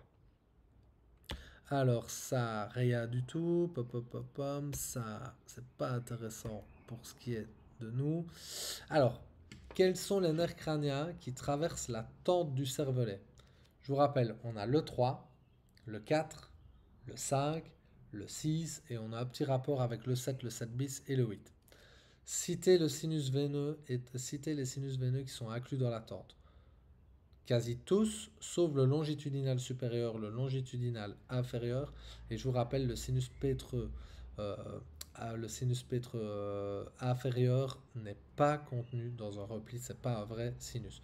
Donc on a le sinus pétreux supérieur, les sinus transverses, le confluent des sinus, le sinus droit et les sinus intercaverneux sont tous inclus dans la tente du cervelet.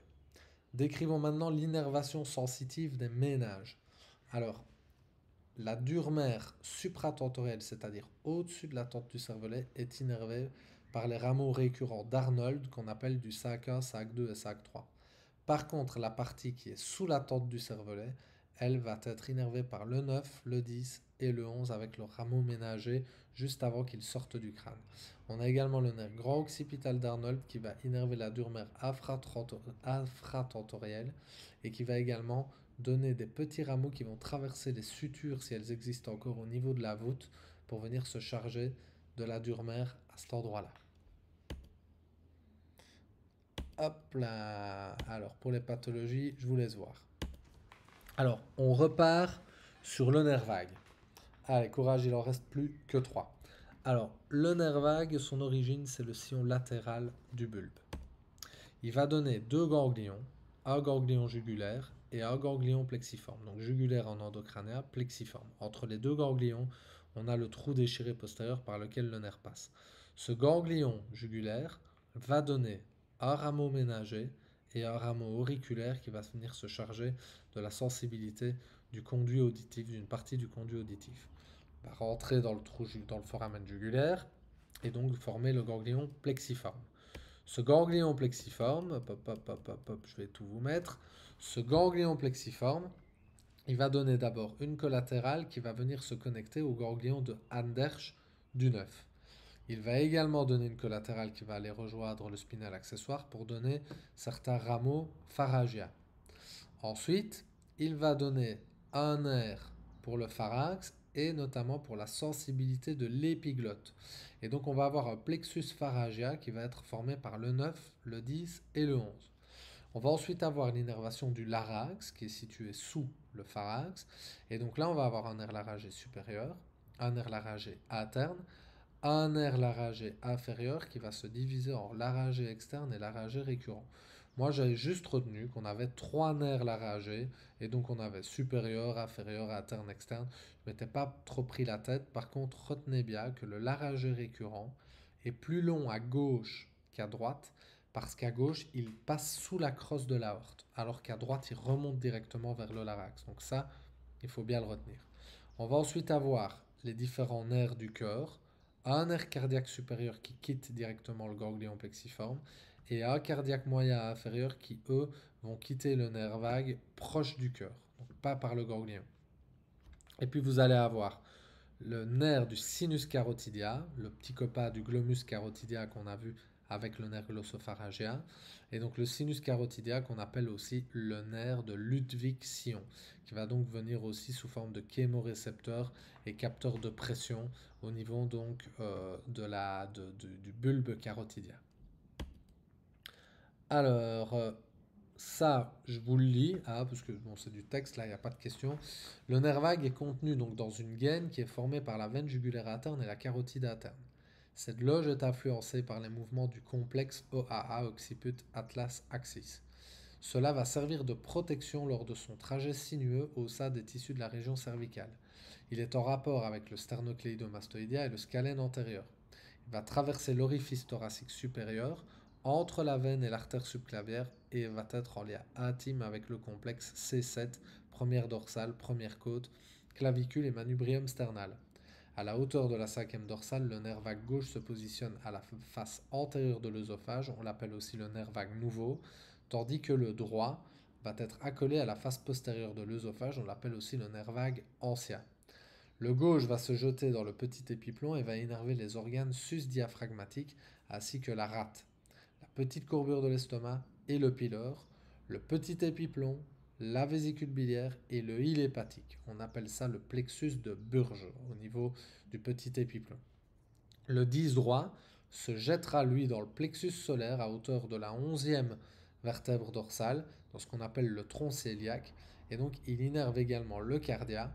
Et donc il faut savoir que ces nerfs vagues là contiennent 80% de fibres afférentes, et donc en plus de leurs actions viscéromotrices, ils auront un rôle essentiel dans ce qu'on appelle la viscéroception, c'est-à-dire la sensibilité que vous avez au niveau de vos viscères. Alors, ça, c'est un détail, ce sont les tonsilles palatines, se positionnent antéro-postérieurement, donc c'est à hauteur de D4, D5, c'est intéressant de le savoir, que les nerfs vagues, donc là vous avez le nerf laryngé récurrent qui passe sous les vaisseaux artériels, mais donc à gauche, il est plus long parce qu'ici, il passe sous l'artère subclavière droite donc à droite, mais à gauche, il passe sous la crosse de l'aorte, donc il est beaucoup plus long. Alors ici, c'est juste intéressant de noter donc, que le gauche et le droit vont se positionner en avant et en arrière de l'œsophage à hauteur de D4, D5. Hop, donc vous voyez ici, le schéma est très laid, mais on a le laryngé récurrent qui va passer ici sous la crosse de l'aorte, alors qu'ici à droite, il passe sous la subclavière, donc le gauche est beaucoup plus long que le droit. Hop, hop, hop, hop, hop, alors... Alors ça, c'est pour ce qui est du système nerveux autonome, mais j'ai fait une vidéo donc sur la même chaîne YouTube avec tout le système nerveux autonome, donc je vous invite à aller la voir si vous voulez que je redécrive précisément les circuits orthosympathiques viscéraux et somatiques. Mais rappelez-vous donc, pour ce qui est viscéral, en fait, les nerfs efférents vont traverser les ganglions paravertébraux pour aller juste faire synapse dans les ganglions préviscéraux et s'occuper de ce qu'on appelle la vasotropholysosécrétomotricité, alors que pour ce qui est somatique, on va faire synapse directement dans les ganglions prévertébraux, et puis les nerfs postsynaptiques après les ganglions prévertébraux vont aller directement au niveau de la peau et des glandes pour s'assurer de la vasosudopilomotricité. Alors, le nerf spinal accessoire maintenant. Donc, le nerf spinal accessoire, il va naître pour la partie bulbaire à la face latérale du bulbe. Mais donc, il est constitué de deux parties. Une partie crânienne pure et une partie ici, on verra plutôt spinale cervicale. Donc, la partie bulbaire naît à la face latérale du bulbe, la partie spinale des hauteurs CA, C2, C3, C4, C5. Cette partie spinale va traverser ici donc le foramen magnum et venir faire synapse avec le nerf qui émerge donc à la face latérale du bulbe. Ensuite, le nerf va directement retourner en exocrânien en traversant le trou déchiré postérieur. Et là, le nerf va donner, avant de traverser le trou déchiré, un rameau ménager. En sortant, une collatérale qui va s'unir au nerf vague pour former le plexus pharyngé. Et je rappelle qu'en plus, ici, on devrait mettre le 9 pour avoir le plexus pharyngé en global. Il va donner un nerf moteur pour le scom et un nerf moteur pour le trapèze. Et certains disent qu'il va s'unir au plexus cervical et au nerf scapulaire dorsal pour innerver angulaire de l'omoplate et rhomboïde. Mais là, on est sur, à mon avis, une variation anatomique plus que sur une vérité formelle. Pour ce qui est des pathologies, donc à nouveau, partout où vous pouvez toucher le nerf, vous pouvez faire un travail, donc à bien étudier pour l'examen. Alors, le 12e et dernier nerf crânien, il s'agit du nerf hypoglosse. Ce nerf hypoglosse naît à proximité des olives bulbaires. Il va traverser en fait ce qu'on appelle les canals condyliens, donc qui sont situés proches des condyles occipitaux en endo et bien sûr exocrânien au niveau donc assez proche du foramen magnum. Ensuite, hop, je vais mettre la totale. Ensuite, ce nerf, lorsqu'il va être en exocrânien, il va se diviser en deux. Alors, on va avoir une partie du nerf qui va passer donc ici, tout près là, par ce qu'on appelle la poulie du digastrique, du muscle digastrique. Quand le muscle digastrique, le ventre antérieur ici, vient se réfléchir sur l'océoïde avant d'aller ici en arrière vers l'apophyse mastoïde de l'os temporal, eh bien, vous avez ici dans cette poulie le nerf hypoglosse qui part. Et à cet endroit-là, il va donner des nerfs qui vont se charger des muscles supra-hyoïdiens. Et vous avez une autre branche, elle, qui va partir, ne pas passer par la poulie du digastrique et qui va venir former ce qu'on appelle la anse du nerf hypoglosse. Et elle va plutôt se charger des muscles infra-hyoïdiens. Alors, quels sont les rôles de la musculature supra-hyoïdienne?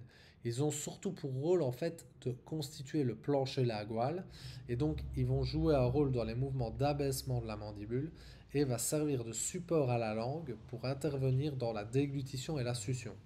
Pour ce qui est des muscles infra-hyoïdiens, ils vont surtout servir dans la déglutition, la phonation et la respiration. Alors, donc ici sur le schéma, vous pouvez voir ici c'est plutôt le nerf facial qui est en lien avec la glande parotide. Et ici donc on a vraiment le nerf 12 avec une branche ici qui passe par la poulie du digastrique et une branche qui va partir là, faire synapse si je peux dire, créer un lien avec le plexus cervical profond pour donner l'anse hypoglosse. Les structures anormalisées, vous savez, et donc ceci nous amène à la fin de notre diaporama Alors je vous félicite si vous avez réussi à rester jusqu'au bout et je vous invite fortement donc à étudier en profondeur chaque nerf et puis à réutiliser peut-être cette vidéo donc pour concrétiser votre étude, voire aller un peu plus loin. Et alors tous les schémas que j'ai mis sur cette vidéo, moi je vous invite à les étudier mais vraiment par cœur, à les connaître, les chanter dans tous les sens. Si quelqu'un veut à un moment que je lui envoie le diapo pour étudier par lui-même avec les petites questions et toutes les inscriptions que j'ai mis, n'hésitez pas à m'envoyer votre mail et dès que j'ai le temps, je vous l'envoie. Si jamais je ne vous réponds pas, vous me le réenvoyez à quelques jours d'intervalle et je vous assure que quand j'aurai le temps, je regarderai ça. Pour ceux que ça intéresse, donc bien sûr, toutes les formations que je dispense avec les mêmes connaissances, mais orientées plutôt vers directement la pratique, sont sur mon site www.osteovm.be et vous pouvez me suivre aussi sur les réseaux sociaux sur le compte Ostéo Van Michel. Allez, je vous aime, à bientôt et bonne étude.